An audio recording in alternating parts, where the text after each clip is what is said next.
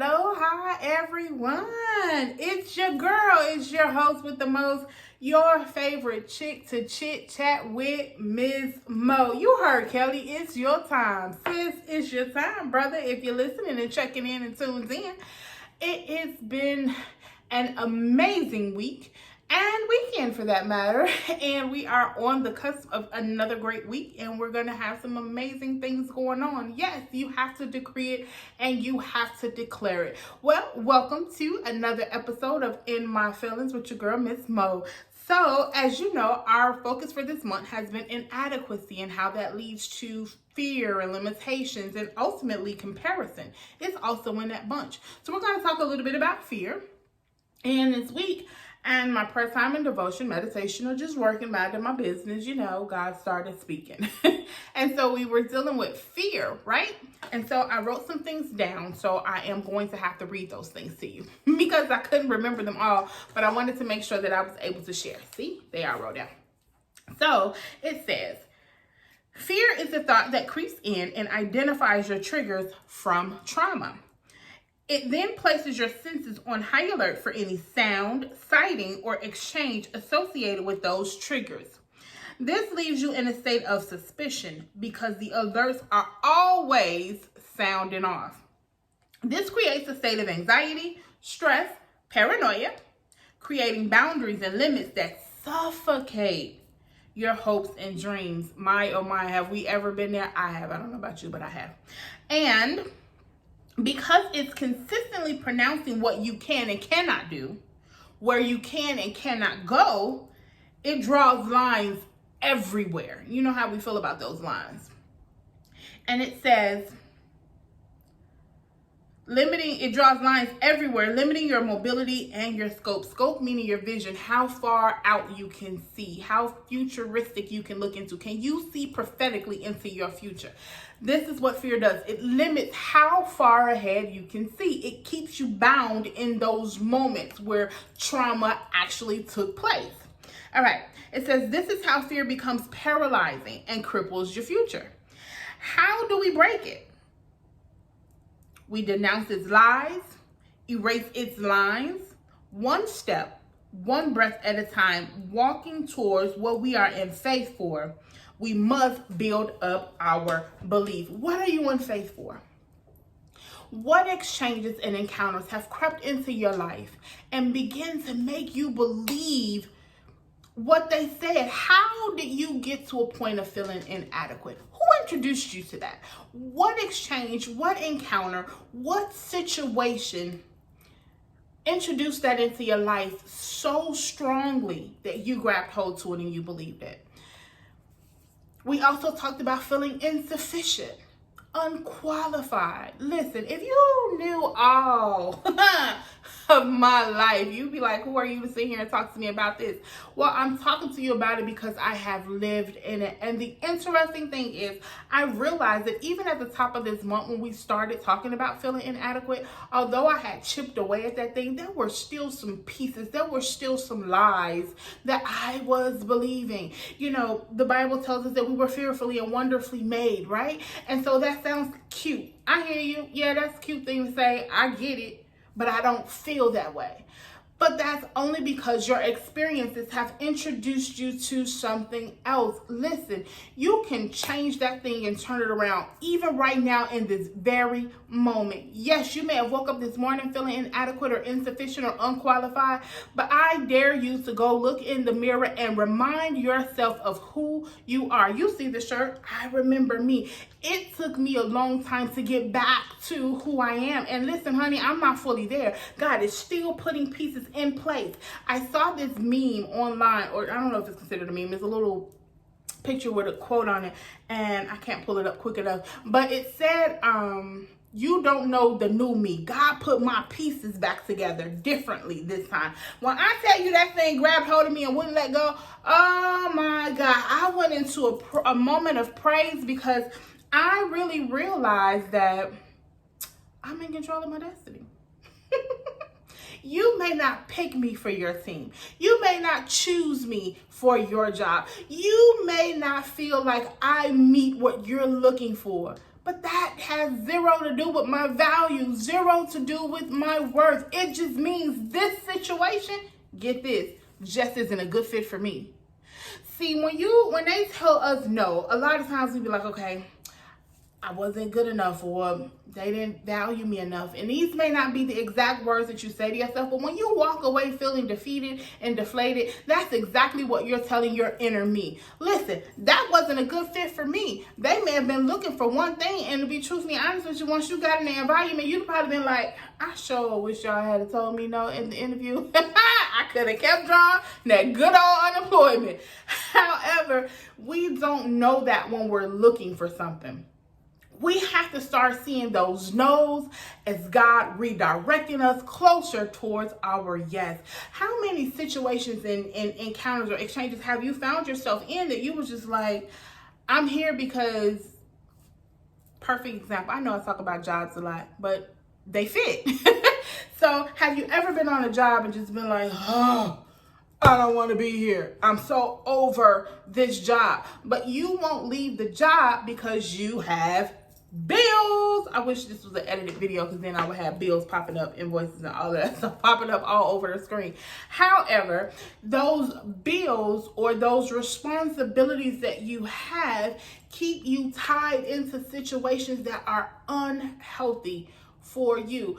So if you think about that and remember those moments when someone tells you no, just be like, thank you. You was protecting me from who knows what. And if I'm really supposed to be in here, if it is ordained by God for me to be here, then your no is actually a not yet. So as I said in our last video, the key to changing these, to attacking these inadequate feelings or insufficient feelings or feeling unqualified, is to change how we speak about these situations and exchanges. Like I said last time in the last video, it said, I'm not where I'm supposed to be, but rather saying, I'm not where I'm headed yet. I'm not where I'm supposed to be kind of says, somewhere I failed. I've messed up. I missed it. And then you start to feel bad about that. So when you constantly keep thinking and speaking like that, then what you're constantly thinking and speaking and announcing and pronouncing to your inner man is that I failed. And if you keep hearing I failed, then you'll begin to confess, I'm a failure. Lies, lies, lies, all lies. Even if you failed, even if you missed the mark, listen. You ever been on the expressway? Well, I'm from Chicago, so that's what we call it. You ever been on the expressway or the highway? I think that's the universal term. And you're driving and you're going somewhere and you miss your exit. Shucks! Yes, there's going to be extra work. There's going to be an extended time to get where you were going because you missed that exit. However, and maybe getting off at the next exit may introduce you to some elements that were never planned for you to be introduced to. But because your heart is still right, and if you mess up, you repent, God still covers you. God still loves you. And he still has a space that is destined for you with your name all over it. So yes, you're going to encounter some new things getting off at this other exit. Yes, it's going to take a little longer to get there if you have to get off at the next exit. Because not only are you getting off at the next exit, but I don't know if you're going to, depending on where you are and where you're headed, that next exit may be far. And you're going to have to double back, and you're going to have to go right back past some of the same things that you just went past trying to get to that exit to get back to the right exit to get off. Right? So yes, there may be some repeats. Yes, there may be some delays. Yes, there may be some unsavory elements that you were never meant to encounter because you missed your original exit. But God still has a plan for you. God still has a destiny for you. And you still have the right to choose. I missed it, but I'm still on my way. So you have to change how you communicate to yourself and about yourself. And the thing about fear, this whole fear thing is, I remember one of the little acronyms that they used to use fear for was fake evidence appearing real or false evidence appearing real. Listen, sometimes that stuff be real. It's really real. And it is not cute. And sometimes life is truly scary. But guess what? You still have everything you need to not only survive, but to thrive in this life. There is a place that only you can feel. Now, if you choose not to, you just want to abort the mission and you just want to give up completely because what you're supposed to do still needs to be done, yes, God will grace another to step in, to fill in, to fulfill what it is that you were supposed to do. But if you're just sitting somewhere, afraid to try again, afraid to reroute, afraid to go back, afraid to even start over, sometimes not even start over, just start anew. If you're afraid to do that, I need you to have that conversation with yourself. You know, I used to do those videos called self-check-ins. Now, I let y'all in some way, but honey, some of them conversations was too raw for y'all to hear. But I need you to have that real raw conversation with yourself where you're honest and healthy. Because that's the key. Sometimes we're brutally honest and then we don't apply what we need to heal. So be honest and healthy with yourself so that you can get the truth and move forward. I know it has not been easy. It has not been easy for me. And that whole thing of when you feel unqualified, listen, when God called me to the ministry, I was like, God, I don't look like absolutely nothing I see in the pulpit. I'm not the dainty. I wasn't the dainty girl. I was still in that, give me some gym shoes. Yeah, I may have had on a blue jean skirt, but I had on my gym shoes, my little hand, something on my shoulder. I can't quite lift this arm. And this little weird ponytail or whatever the case, but that was me and I was cool with that. Eventually I started dressing different, but I still didn't feel like I was dainty because even though I may have dressed like a lady and been pretty and cutesy and all of those things, internally how I felt about situations was not always gentle. You know, I had to learn how to tap into the softer side of Mo. Remember that was a motto for Sears? The softer side of Sears. I had to get back to the softer side of me. And that was a journey. And it was hard work. Why? Because all of the experiences that I had, now not all of them were bad, but all of the bad experiences that I had created layers of guards. My gate was getting more and more locks. I was having more and more security guards. I was having more and more security dogs. I upgraded my security system. Like all of these things were consistently being built and it was getting harder and harder to get close. Then I remember somebody asked me a question and was like, why is it so hard to get to know you? And because of where we were, I responded differently. But what I really wanted to ask was, why do you feel like it's so hard to get to know me? Because in my opinion, it's not hard to get to know me. You just can't come to me playing. And if I read all over you that you own something, because some people don't really want to get to know you. They want to get to know about you so that they have something to talk about. So you got to be able to discern that. Now we're getting off track, so let me bring myself on back. But sometimes fear creates these guards. And you hear that when you're afraid, people either fight or they flight. Well, sometimes even in our fighting, we don't fight accurately. And sometimes the thing we're fearing is really becoming our best version of ourselves because I don't know what that looks like. I don't know what that requires. But even still, let me rewind back a little further because we were talking about feeling unqualified and how I didn't feel qualified for what God was calling me to do. And He was patient.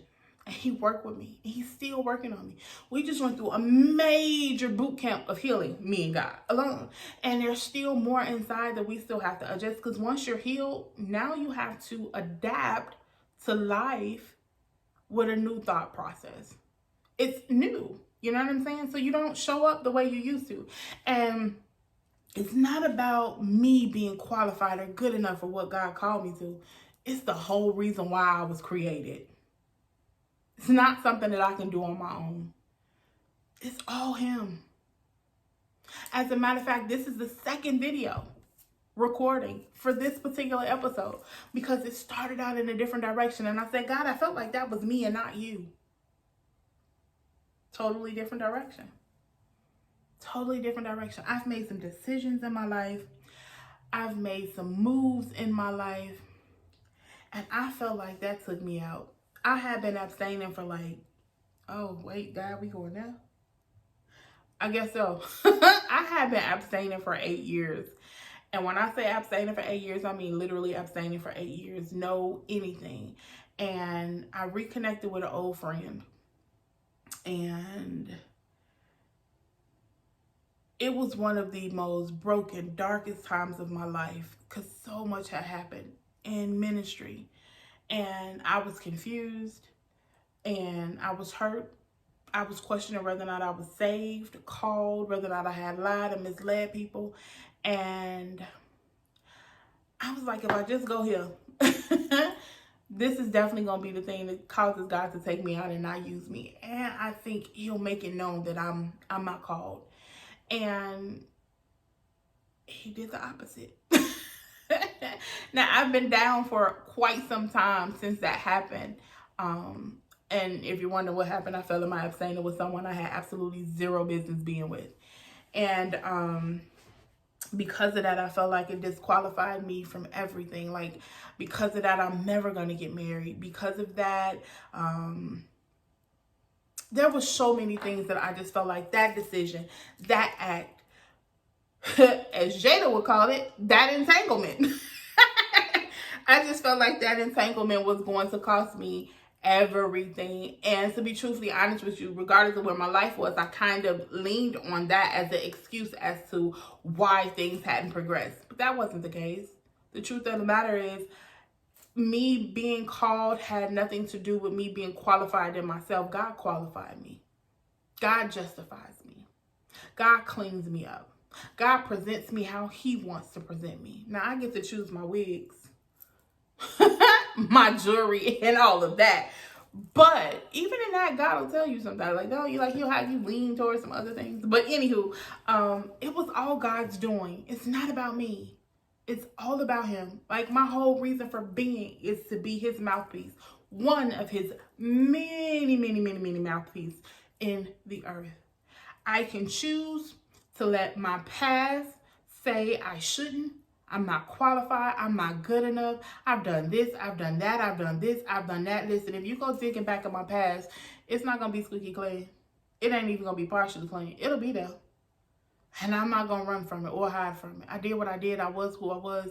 I've moved how I moved. And I'm not proud of it all.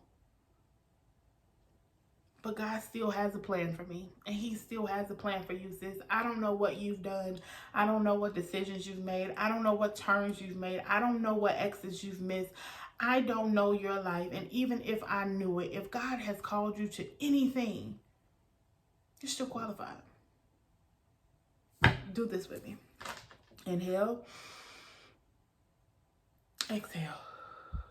One more time. Inhale. Exhale. If you were able to do that, God still has need of you. God still has work to do in you and through you. And you're going to be just fine, sis. The last thing was the thing about fear and faith. Can you be in faith and have fears? Some of the things that God tells me to do are way bigger than something that I can wrap my mind around. And I'll be honest, it's scary. Like, some people be like, Mo, you just get up and you'll move and you'll be here. By the way, I am in South Carolina. I am not in Illinois. I know some people still think I'm there, but I'm not. But you'll just move and you'll go wherever. And they was like, and I just be like, my goodness, that just because I did it don't mean that I didn't have concerns.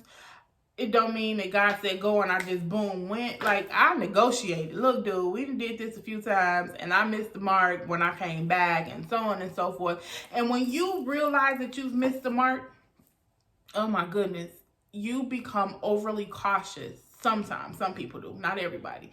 But I did, overly cautious in the decisions that I made moving forward. When I left Charlotte the first time, I feel like that was the worst decision that I made in my life. And it's just been a spiral since. And I have been trying to get back to that place, that grace, that favor that God had on my life that I walked away from. And I feel like I've been spending years trying to recreate it. But it wasn't for me to recreate. It was just for me to hear God, listen, and obey. Listen. If God has called you to it, you have got this. He's graced you for it. He's equipped you for it. Everything you need to move forward, to take that first step or to step again, to breathe again, is in you. Now, there are others that you'll meet along the journey that have pieces of the plan, because we're many members, one body, fitly joined together by what we each supply. Each one of us has a portion of the whole. Listen, everybody can't be qualified except you. No, ma'am. No, sir. Not the case. And if you're afraid, find some men and women of faith and ask them to pray with you. Ask God who to connect with. Because sometimes our faith needs a little charge. But we do that by connecting to others. And that's where ministries are supposed to come in. Churches are supposed to come in to help build up our faith, remind us of how great God is. But maybe you don't have anybody that you know that you can connect to or that you can trust to right now. Why don't you have a conversation with yourself? Go back over your life and see all of the times that you know it was God. It was nothing but God that got you there. And reflect on those moments and let that be what recharges your faith and increases it. Yes, the faith the size of a mustard seed can move mountains, but imagine what faith that grows from the mustard seed can actually do. It doesn't mean just because you know that that's what that little bit of faith can do that you stay in that little bit of faith. We're supposed to go from faith to glory to glory. Look, you see that arm? Oh, it's a little pain, but it's moving. Listen, go ahead and live your life. Go ahead and do you. Maybe you didn't get that job. Maybe you didn't make that connection. Maybe that relationship ended. Maybe this wasn't the man. He wasn't the one. So, doesn't mean it's not out there. But in order for you to get to it, you have to keep going towards it. So you can't let fear keep you locked in that no. You can't let fear keep you locked in what was your version of rejection. You can't let fear keep you locked in neglect. You can't let fear keep you locked in that moment of abuse. You can't allow fears to keep you locked in that moment of molestation. You can't allow fears to keep you locked in those moments of lies. You cannot allow fear to keep you locked in their opinions and views of you. You can't let fear keep you locked in what seems like small numbers. So because it's small to you, you don't think you're where you're supposed to be, or nobody will like this, or nobody will buy that. You can't allow small sales now in the beginning to keep you locked in those moments and say, this is all I can produce. A whole lie, several lies. Denounce them all and move forward. Listen, God loves you. And I love you too. And we'll be back with some more. But I just wanted to give you that little bit. And I hope something in here was said or shared that helps you go along, that helps you push, that keeps you going. I'll keep pouring. You can keep coming back to get more. I'm going to pour as long as God pours into me. I'm going to pour into you. But keep in mind that when I'm pouring into you, I'm first receiving it myself. I felt inadequate. I felt insufficient. I felt unqualified. I felt ugly. I felt not pretty. I felt not desired. I felt like I had messed up so bad. I'm never going to get married because of that decision, because of that act. No. If it's for me and I move in obedience and I keep myself aligned in the word, and even if I step out of alignment and I walk back in alignment and repent and continue on, what God has for me is coming to me. And so is the same for you. So, again, I love you all. I hope you get to that place where you start to remember you as I am learning to remember me. I love you all so much. God loves you even more than I can muster up to love you. And until next time, keep it kingdom. And thanks for hanging out with your girl, your host with the most, your favorite chick to chit chat with. Until next time, see you real soon. Let's rock out with Kelly.